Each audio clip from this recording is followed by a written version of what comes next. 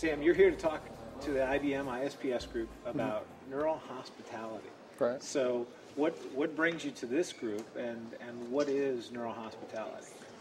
Well, I think neural hospitality is a new phrase that we tried to kind of come up with in anticipation of this great conference, which is, the main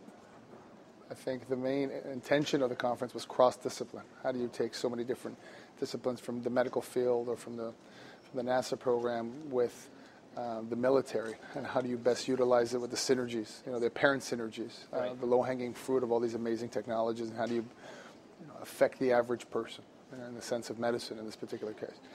So I guess one of the kind of anecdotal aspects of this could be, how do we use, as developers of hospitality, as people who kind of really think in advance, years and years, how an average person would react to what we design, using the brain and the emotions and all the different parameters through that aspect, and create what you ultimately see, whether it be hotels, whether it be your residential towers, whether it be restaurants, nightlife, so forth and so on, which is all that I do, in addition to making films. So, that world actually does, we try to be proactive in thinking what you would think, and using how your brain recognizes all that, how your brain encapsulates all that.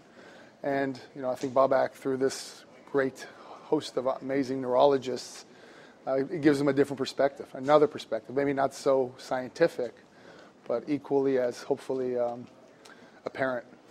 So what would you want these scientists to take away? What's the 30-second soundbite that they're looking for?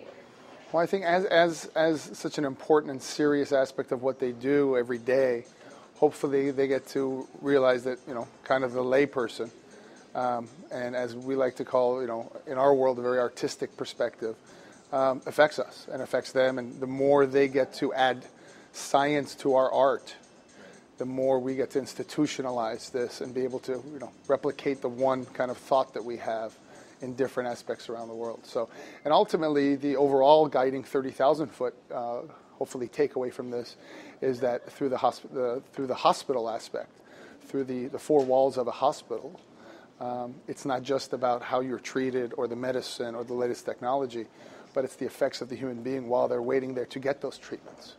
And ultimately, it could be a very good partnership between people like us in our industry and people like them, hospital and doctors and scientists, to be able to really not think about the last thing, which is how the patient actually feels, or their loved ones while they're waiting for them in very unique times, can actually make that a better experience.